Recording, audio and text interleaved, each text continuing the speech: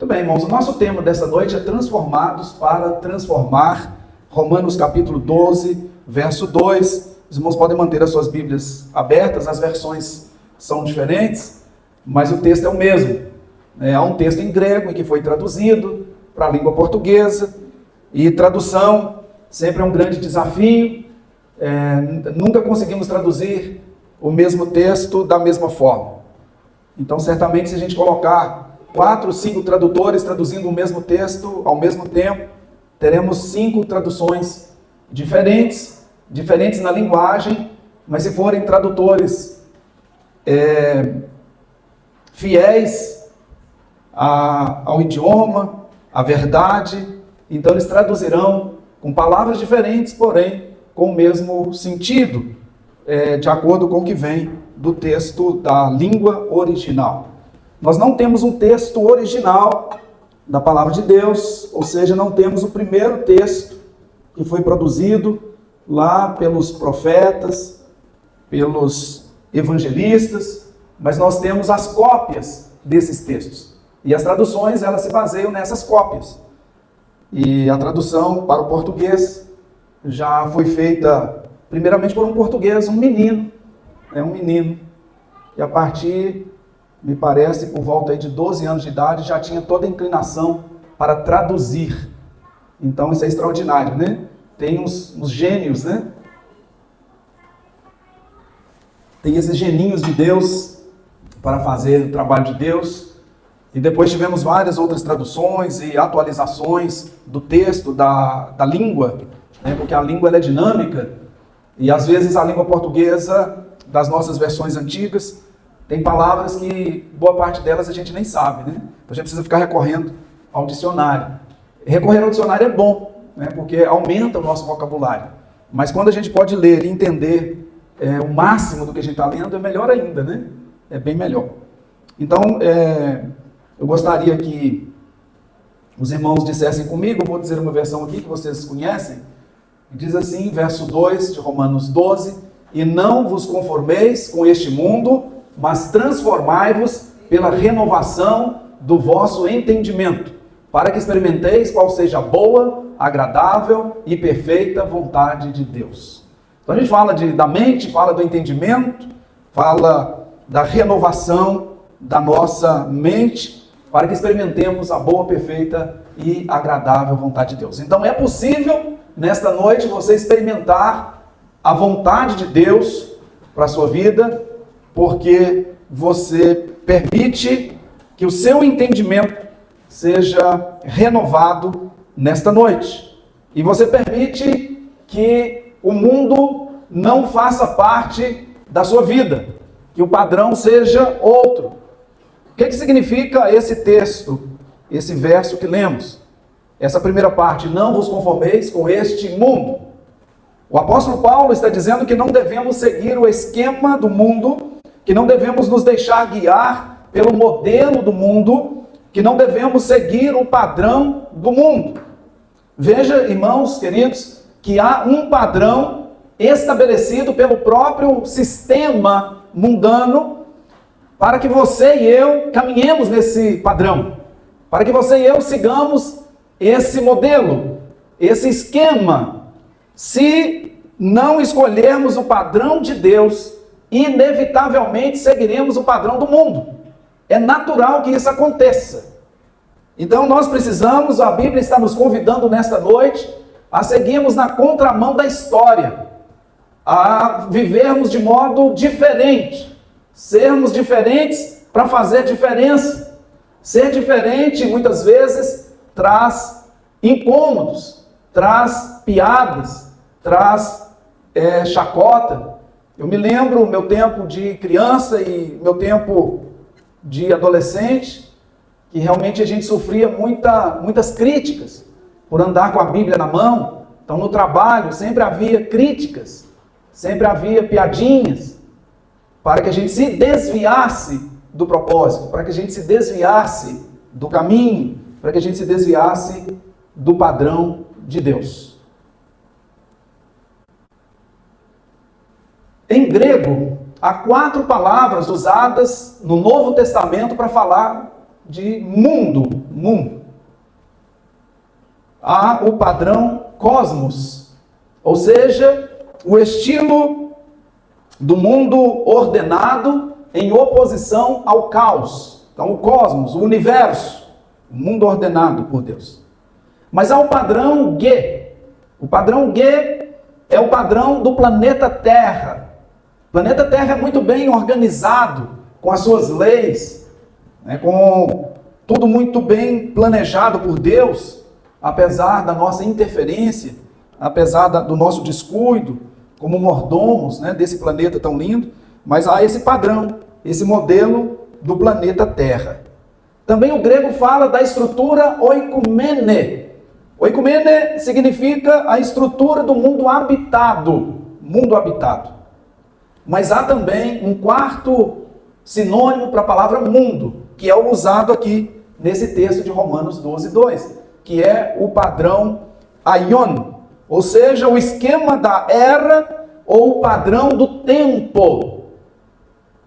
Então, quando a gente lê a palavra mundo no Novo Testamento, devemos pensar que há pelo menos 4 sinônimos, 4 modos de ver a palavra mundo.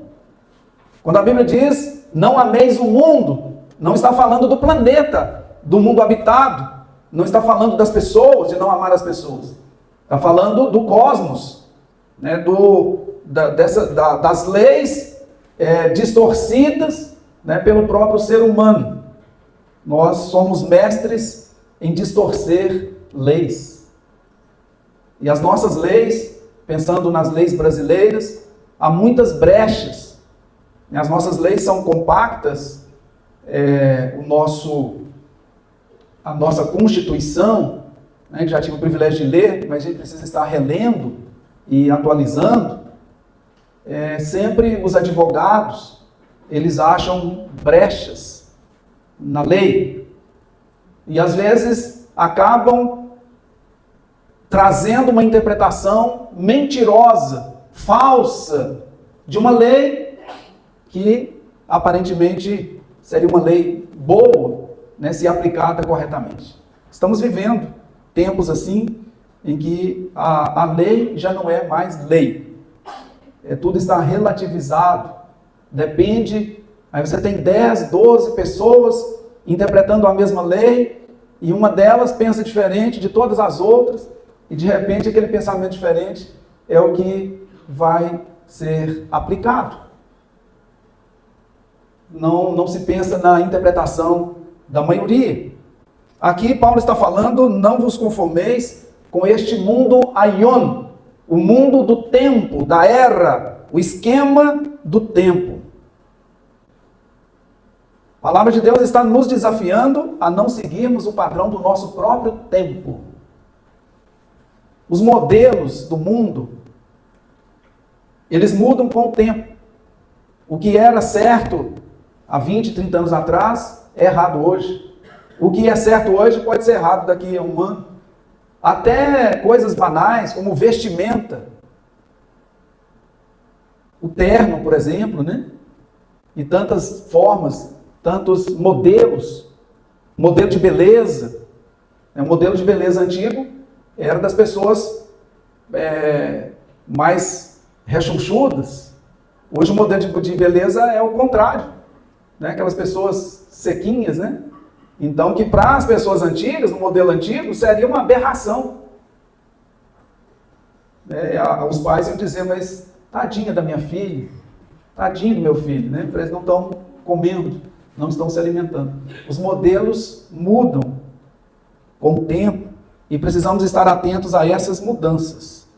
De modo geral, infelizmente, o ser humano não evolui muito em ética, em moral, em espiritualidade. Às vezes evoluímos em outras áreas, mas nessas áreas a evolução é muito pouca e ainda os costumes, os bons costumes, tendem a enfraquecer com o tempo. Como diz a palavra de Deus, há quase 2000 anos. Pois virá o tempo em que não suportarão a sã doutrina. Pelo contrário, sentindo coceira nos ouvidos, segundo os seus próprios desejos, juntarão mestres para si. Eles se recusarão a dar ouvidos à verdade, voltando-se para fábulas. Vivemos a era das fábulas. Vivemos a era da solidão. Vivemos o tempo do vício da visão e da audição, o vício dos vídeos. Vivemos a síndrome do hedonismo. Vivemos a era das futilidades. Vivemos o tempo da mediocridade. Vivemos a era da mentira. Vivemos a era da mentira. E a mentira, travestida de verdade, ela se torna ainda muito mais perigosa. Porque a mentira pura já é danosa. Mas se ela se disfarça de verdade, ela se torna muito mais perigosa. Os irmãos se lembram da história, né? Já contamos aqui, uma história judaica, em que a mentira e a verdade se encontraram. Estava um dia lindo. E a mentira disse para a verdade: o dia está muito lindo. E realmente estava lindo. E a mentira convidou a verdade para tomar um banho. Numa cachoeira, num lugar lindo, maravilhoso. E a verdade topou. Estava precisando tomar um banho, né? E as duas então mergulharam, nadaram, e a mentira, muito esperta, saiu sem que a verdade visse, pegou as roupas da verdade e se vestiu com elas. E foi pelo mundo afora. A mentira travestida da verdade. E a verdade então saiu do banho nua.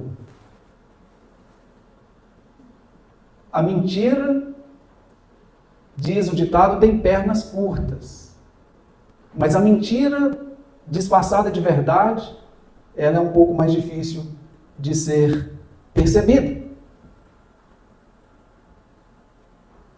A verdade tem sido ridicularizada. Inventaram duas palavras: fake news, para disfarçar a verdade, transformar a verdade em mentira. O errado tem sido aceito como certo e o certo como errado. Não podemos nos conformar a esse sistema podre do nosso tempo. Precisamos ser conformados com Deus e não com este mundo. Não podemos ter medo da verdade, porque a verdade vos libertará. A verdade liberta. A mentira escraviza. A mentira parece mais fácil que a verdade, mas ela é, na sua própria característica, enganosa. E a Bíblia diz que o diabo é o pai da mentira. É o pai da mentira. Então, lidar com a mentira é lidar com o diabo. É você se arriscar, e não vale a pena correr o risco. É melhor andar com o pai da verdade. Disse Jesus: eu sou a verdade. Andar com Jesus é melhor do que andar com o diabo. Quando eu era criança, era costume a gente, lá na roça, a gente se despedia, né? A gente dizia, agora eu me lembrar, né? Essas coisas de criança. Vai com Deus e Nossa Senhora. O capeta atrás, tocando viola. Né? Capeta estiver atrás, ainda tá bom, né? Tocando viola, né? Imagina que toque horroroso, né? Porque o diabo não gosta de música. Até onde a gente sabe, né? Ele já até gostou um dia, mas ele detesta música. Música de verdade, tô falando, né? Tem umas por aí que ele gosta, né? Que o diabo gosta. Tem muita música ruim, né? Nesse mundo. Não podemos nos conformar a esse sistema podre do nosso tempo. Não podemos. Agora, pensando Romanos 12, verso 2, de forma positiva, porque o texto fala de forma negativa, né? Não vos conformeis. Mas de forma positiva, a gente poderia dizer: se amoldem ao estilo de Deus, que é atemporal. Se amoldem ao estilo de Deus, que é atemporal.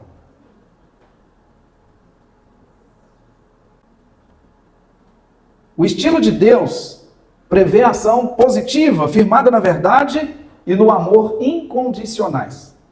Como que a gente pode seguir o esquema de Deus, do Deus atemporal, e não o esquema do mundo? A resposta é mais ou menos simples. Imitando Deus. Efésios capítulo 5, verso 11 diz: sede, pois, imitadores de Deus, como filhos amados. Sede, pois, imitadores de Deus, como filhos amados. Na condição de filhos, nós precisamos imitar o nosso Pai, que é a verdade. O nosso Deus. Em que a gente poderia imitar Deus? Em várias coisas, mas eu separei duas dessas coisas. Dois exemplos que nos tirariam da forma do mundo e nos colocariam na forma de Deus. Primeiro exemplo do comportamento de Deus a ser imitado por nós é o modo como ele trata as pessoas. Deus reserva aos bons e aos maus bênçãos comuns, que eu tenho falado delas aqui muitas vezes, e todos nós sabemos: o sol, a lua, as estrelas, o vento, a água, a vida. Deus reserva para gente boa e gente ruim. Para gente que presta e para gente que não presta. Não seria interessante se a gente imitasse Deus nisso?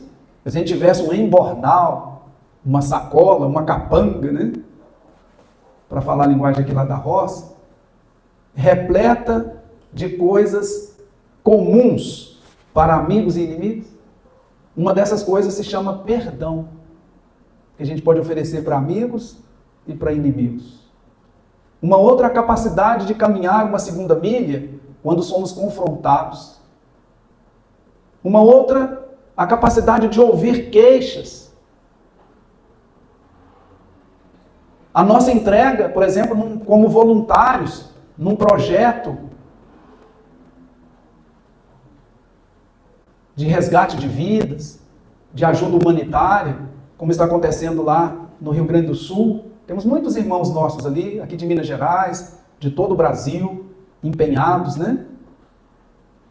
Vários amigos estão lá, né, como voluntários, servindo a pessoas boas e a pessoas ruins, indiscriminadamente. Então esse aí é um bom exemplo que a gente pode imitar de Deus. Aliás, Deus são todos bons exemplos. Tem uns que a gente não consegue imitar, mas tem muitos que nós podemos imitar. Um segundo exemplo que nós podemos imitar de Deus é que Deus é a forma como Ele trata aquelas pessoas queridas dEle. Deus tem o costume, o hábito de visitar pessoas que Ele gosta. Ele visitava Adão e Eva quando eles estavam vivendo em harmonia, lá no Jardim do Éden, em harmonia com Deus, com a natureza, com eles mesmos. Deus os visitava. Porém, quando eles se tornaram enfermos espiritualmente, Deus os visitou. Foi iniciativa de Deus ir até Adão e Eva para perdoar, para ouvir as queixas dos dois. Então Deus vem ao nosso encontro, Deus nos visita e às vezes a gente nem se dá conta disso, mas Ele sempre está nos visitando. Ele visita os seus queridos, os seus amados. A Bíblia diz que até quando a gente está dormindo, Deus está nos dando, né, o sustento, a provisão. Está fazendo isso por nós. Deus visitou o profeta Elias, a doce Noemi, quando estavam enfermos emocionalmente. Deus visitou Abraão e o rei Ezequias, dentre outros, muitos outros, que estavam doentes fisicamente. Querido irmão, querida irmã, não importa a sua enfermidade, se seja espiritual, emocional ou física, Deus está pronto a fazer uma visita ao seu coração. Ele diz: eis que estou à porta e bato. Se alguém ouvir a minha voz. A visita chega e às vezes a gente não escuta, né? Aí acha que não tem ninguém em casa, não é verdade? Toca a campainha, a gente não vai lá abrir a porta. Bate no portão, a gente não aparece. Eis que estou à porta e bato. Se alguém ouvir a minha voz e abrir a porta, eu entrarei, cearei com ele e ele comigo. Quando Deus bater, não finja que não tem ninguém em casa. Abra a porta do seu coração. E esse dia se chama hoje. Se hoje ouvirdes a sua voz, não endureçais os vossos corações, como fizeram lá no deserto, em outras ocasiões. Deus está batendo para nos transformar, para que possamos, transformados, ajudar a transformar o mundo à nossa volta. Se você está decidido a não seguir o padrão do mundo, então você tem uma opção: seguir o padrão de Deus. Imitar Deus. Imitar Deus. Em segundo e último lugar, a parte B de Romanos 12, 2 diz: mas transformai-vos pela renovação da vossa mente ou do vosso entendimento. Qualquer transformação espiritual exige renovação do entendimento. Precisamos entender a necessidade da transformação para sermos transformados. Precisamos aceitar que a nossa vida, do jeito que está, ela pode ser melhor, para a glória de Deus. Que nós podemos ser mais eficientes na obra de Deus, nos relacionamentos, que nós podemos ser pessoas melhores. E aí, entendendo isso, vem a renovação do nosso entendimento, e essa palavra renovação significa mudança de coração e de vida. Mudar de vida. Vocês não sabem que mudar não é muito fácil. É mudar hábitos negativos. Não basta dizer que entendi que certas coisas me fazem mal. Eu preciso abandoná-las e escolher outro estilo de vida. Eu já me mudei algumas vezes, geograficamente, mas também já passei por mudanças estruturais na minha vida, né? Todos nós passamos. Às vezes até para mudar geograficamente dá trabalho.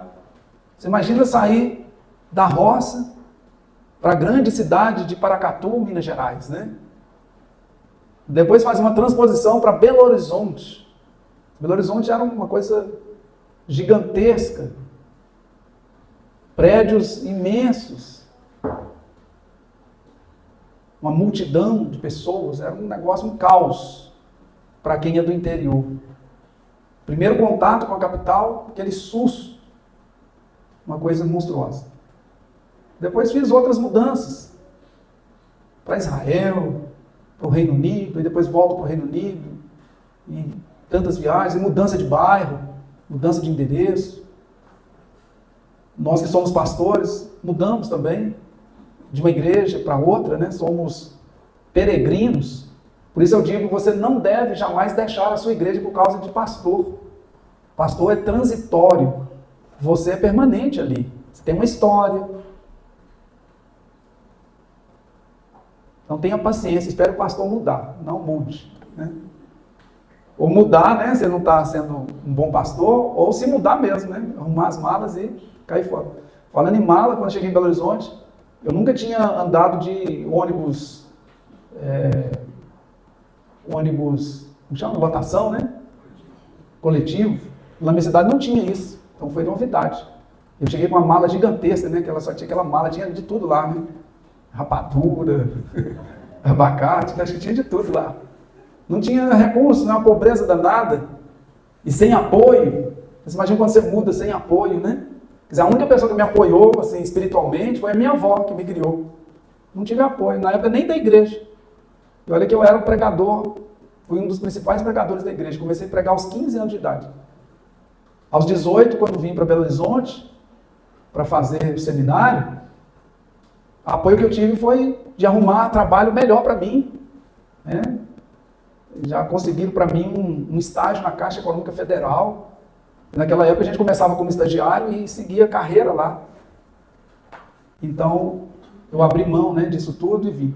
Mas como nunca tinha andado de coletivo, na minha primeira experiência eu paguei 2 passagens. A minha e a da mala. Eu passei, né? E depois passei a mala, aí você tem que pagar, né? E aí eu acabei pagando, já tinha pouco dinheiro, e, né, uma parte ficou para o coletivo. Foi a mala, paguei ali. Então mudar não é uma coisa muito fácil, mas vale a pena quando a gente muda para melhor. Quando a gente é transformado para transformar. Vou falar uma palavra em grego aqui, o verbo que é usado, e vocês vão saber, né, a palavra que vem em seguida, uma palavra que vocês conhecem. O verbo metamorfó. Então, do verbo metamorfó, que traduz ser de transformados ou transformai-vos, vem a palavra metamorfose. Essa palavra aparece 4 vezes na Bíblia, no Novo Testamento. Uma delas está aqui em Romanos 12, 2.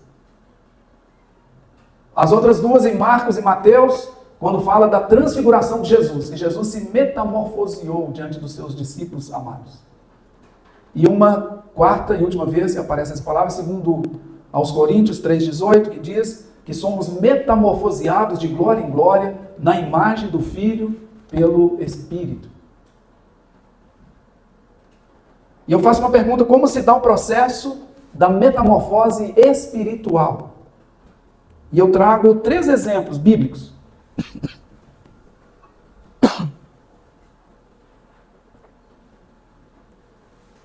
Efésios capítulo 4. São os exemplos que eu trago. Efésios 4, 25. Paulo recomenda o seguinte: deixai a mentira. Deixar a mentira é muito importante, é necessário para uma vida de santidade, mas não completa o processo da metamorfose espiritual. Você pode até ficar feliz, conseguir deixar a mentira. Estou de parabéns. E está mesmo. Se você era mentiroso, conseguiu deixar a mentira, deu um passo muito importante. Mas a metamorfose está pela metade. Não se completou. É por isso que Paulo complementa dizendo: mas falai a verdade, cada um com o seu próximo, porque somos membros uns dos outros. Aí o processo da metamorfose fica completo. Você abandonou uma coisa negativa e passou para algo positivo. O segundo exemplo, ainda em Efésios capítulo 4, 28. Então, no primeiro, nós passamos da mentira para a verdade plena. Verso 28. Paulo fala de pessoas que antes de Cristo tinham o hábito de furtar. E no encontro com Cristo ele diz: não furte mais. Então pensa uma pessoa que furtava e agora ela não furta mais. Ela está num processo maravilhoso da metamorfose espiritual. Mas se ela parar nisso e ficar satisfeita que ela não é mais uma pessoa que comete furtos, ela não completou o processo. Ele ainda está num casulo. Aí ele diz: antes, trabalhe para ter com quem repartir, com quem tem necessidade. Então a pessoa passa do furto para a capacidade da entrega. Ele passa de uma vida parasita, de exploração do outro, para abençoador. Ele não é só aquela pessoa que abençoa, que recebe bênção. É uma pessoa também que abençoa. O furto nunca foi bênção. Troco a mais nunca foi bênção.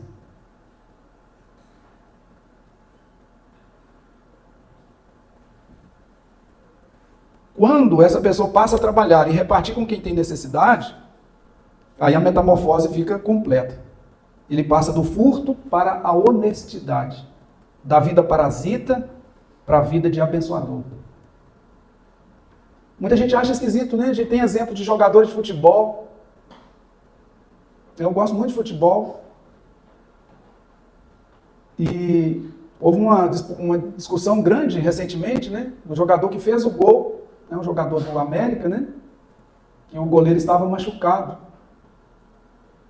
Mas eu creio que qualquer jogador faria aquele gol. Né? Primeiro a gente faz o gol, depois vai ver se o goleiro está machucado mesmo. Podia ser uma encenação, né? Não dá, é muito rápido o processo. Mas se aquele moço, aquele jogador jovem, né? Tivesse deixado de fazer o gol, irmãos, talvez tivesse arruinado a sua carreira. Vocês acreditam nisso? Estaria todo mundo falando mal dele. Porque ele fez algo que, se não tiver ali no calor do jogo, faria. Que é dar atenção ao goleiro, se ele está realmente machucado, deixa o gol para lá, depois a gente faz gol outra hora. Ou um jogador, por exemplo, que colocou a mão na bola e admite, e anula. Hoje em dia tem o VAR, né? Que mesmo com o VAR ainda erra muito. Mas vamos pensar naquele tempo que não tinha, né? Ou em jogos que não tem. Se o jogador fizer isso, ele é crucificado. Porque ele falou a verdade.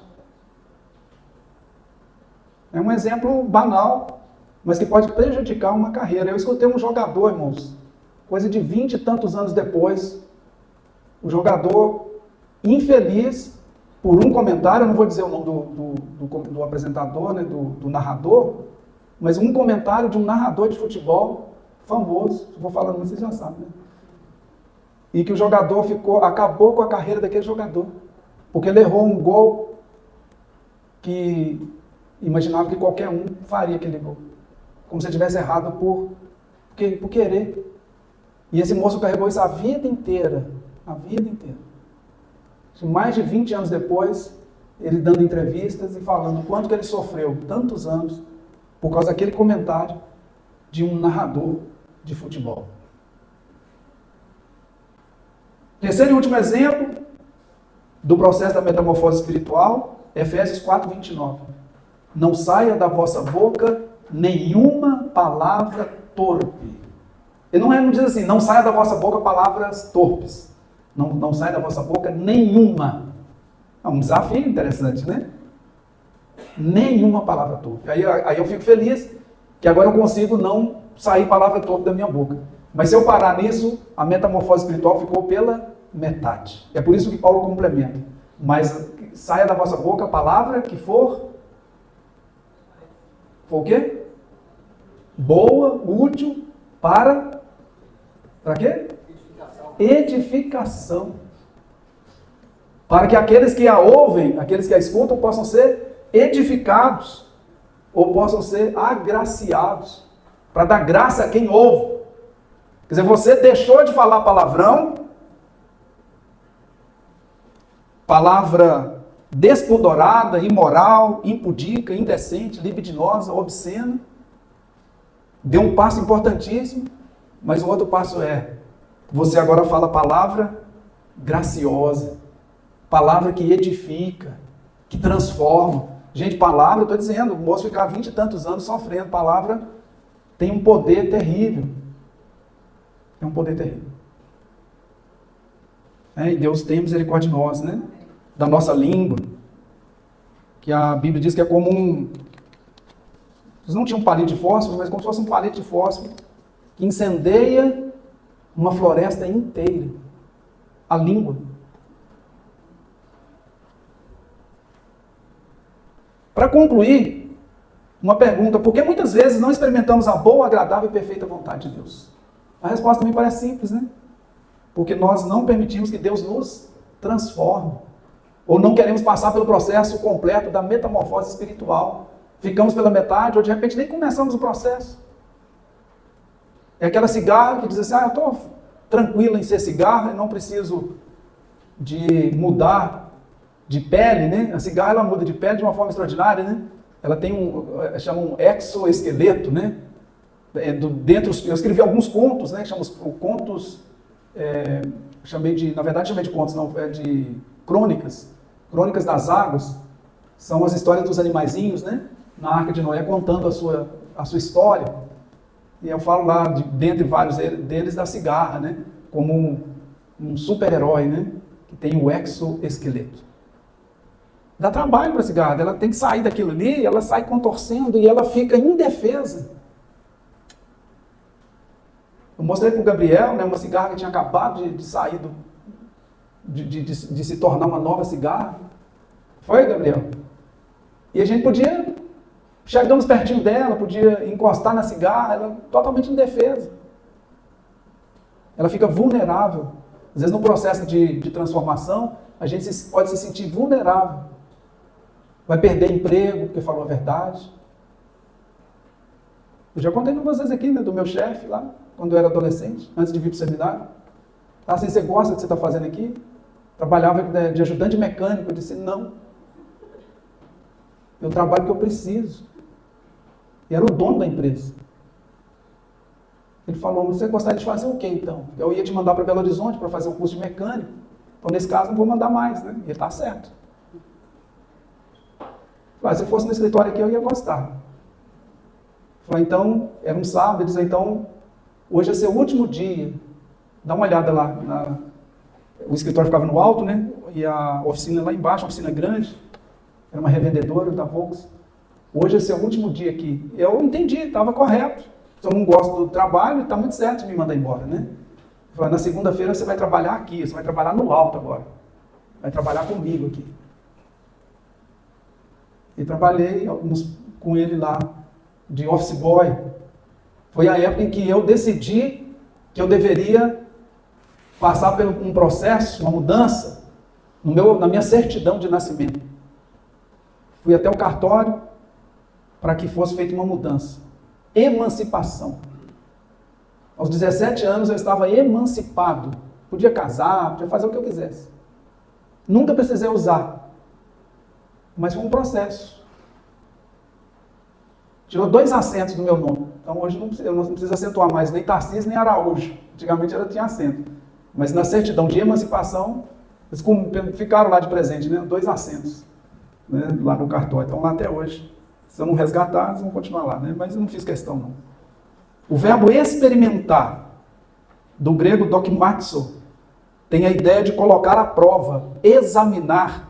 Ou seja, quando você é transformado e metamorfoseado espiritualmente, não andando de acordo com o esquema do mundo, do tempo, do próprio tempo em que a gente vive, mas de acordo com o estilo do Deus atemporal, você tem de Deus a autoridade de colocar à prova a vontade de Deus. Isso é muito sério. Você pode, de forma reverente, pedir a Deus que venha ao seu encontro e lhe conceda aquela bênção especial que Ele tem para os obedientes. Você, metamorfoseado na alma, está autorizado a agir como o rei Ezequias. Dizer, Senhor, o Senhor sabe que eu sou uma pessoa jóia, acho que eu estou novo para morrer, me dá uma chance aí. Eu sei que chegou o dia, se o Senhor falou, não tem jeito. Mas se o Senhor falou é porque tem jeito, com o Senhor tem. Eu sou o rei, eu não tenho domínio sobre a vida, mas o Senhor tem. E eu quero viver mais. Deus fala, então eu vou te dar 15 anos, tá bom assim? Ah, beleza, 15 anos tá bom demais.